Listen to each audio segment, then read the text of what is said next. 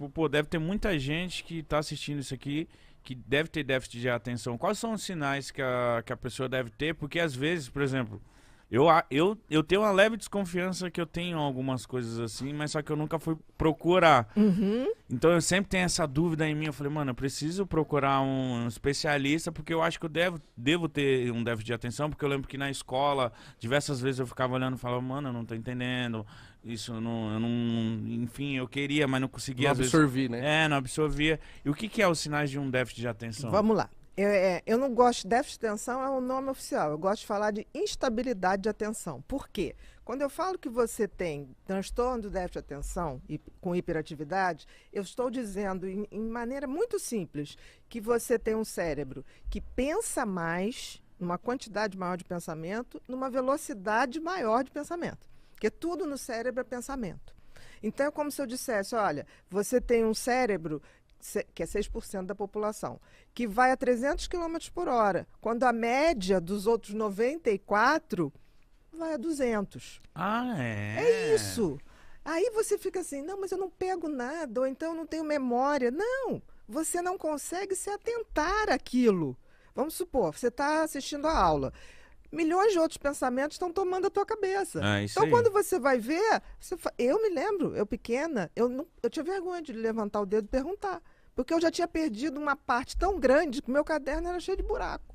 A minha vida foi assim na escola. Né? Aí, quando eu entrei na faculdade, eu comecei a dar uns truques, assim, né? Tipo assim, eu falava assim, eu perdia, né? Tava perdendo de escrever, aí eu levantava o dedo e falava, professor, por favor, repete, não entendi esse finalzinho. Não era o finalzinho, eu queria que ele repetisse tudo. Aí ele explicava o final assim, não, então um pouquinho antes. Aí chegava uma hora que falava, no final da aula você vem aqui falar comigo. Eu tenho uma entendeu? facilidade desde pequeno que minha mãe, ela não gostava, né? Porque minha mãe é das antigas também e pra ela o sinônimo de eu estar estudando era o caderno cheio. Isso. Caderno cheio de matéria e às vezes ela pegava meu caderno, tá vazio o caderno, mas as suas notas são boas. E eu tentava explicar pra ela que às vezes só deu o lance de eu ligar um ponto no outro, tipo, de eu ler o comecinho, ler o meio e ler o final, eu entendi tudo. E hoje isso me facilita pra fazer... Facilita. O Igão é bom. Pra fazer os speeches, os briefings e tal, eu falo, não, eu ligo nisso, eu deixo do meu jeito e explico. Eu falo, caramba, isso me facilitava. E eu falei, e eu não tô fazendo errado. Eu só me adaptei pra aprender. Provavelmente teu cérebro fez uma coisa que é tipo assim, visão do todo. Você pega pequenas informações, joga e o teu cérebro conecta. Eu consigo linkar muito fácil. Entendeu? O Igor Ele também.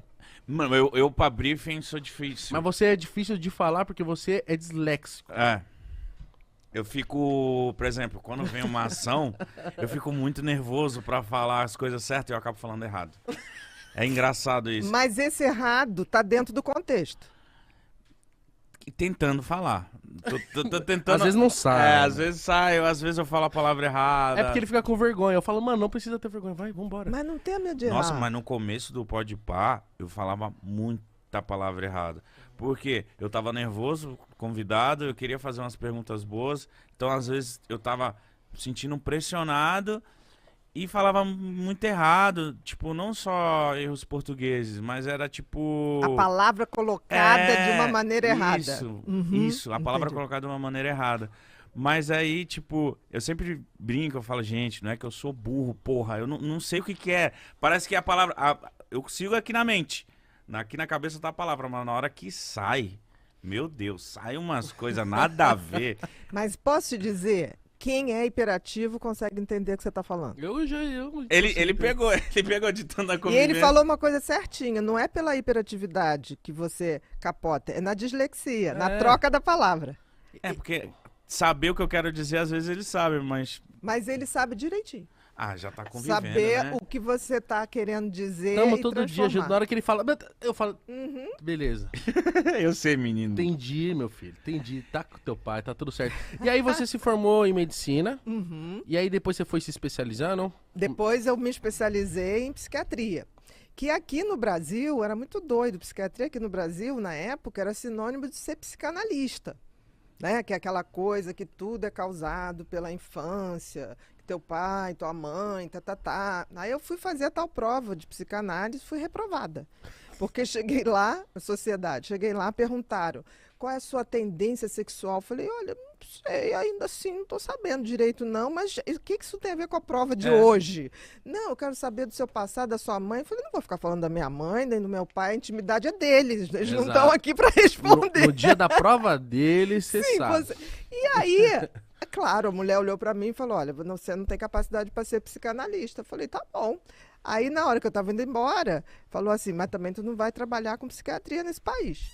Aí eu falei, bom, eu queria entender de funcionamento cerebral, que hoje é a tal da neurociência, de comportamento, de como é o cérebro de cada tipo de personalidade. Por que das tomadas de decisões, Por essas quê? coisas? Por que das compulsões? Por que tem gente que tem tendência à compulsão? Por que tem outro que tem tendência a rituais? Era isso que me fascinava, entendeu? E aí eu ia estudar cabala, aí fui estudar enneagrama, aí via lá, existem 9 tipos de personalidade no mundo.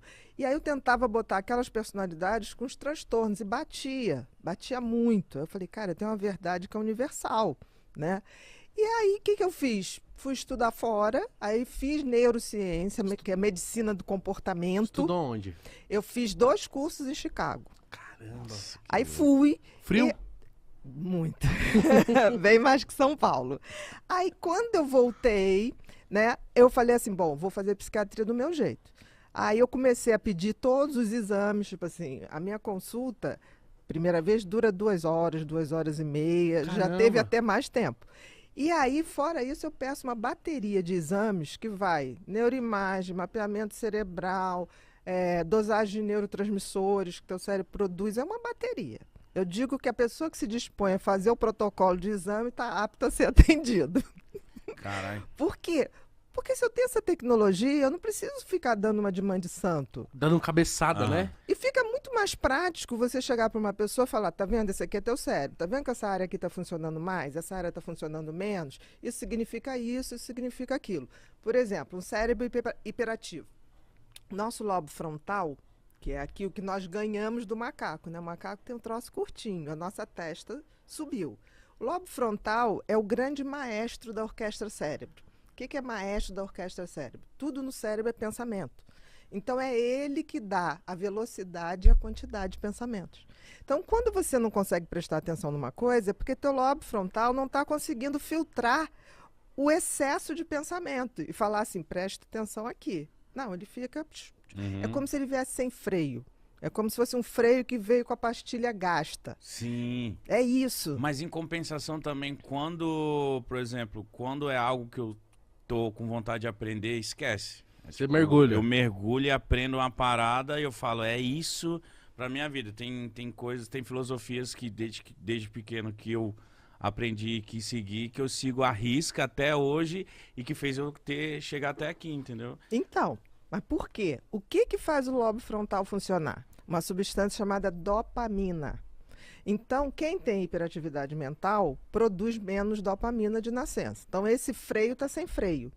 Quando você se depara com alguma coisa que te dá tesão, prazer libera dopamina.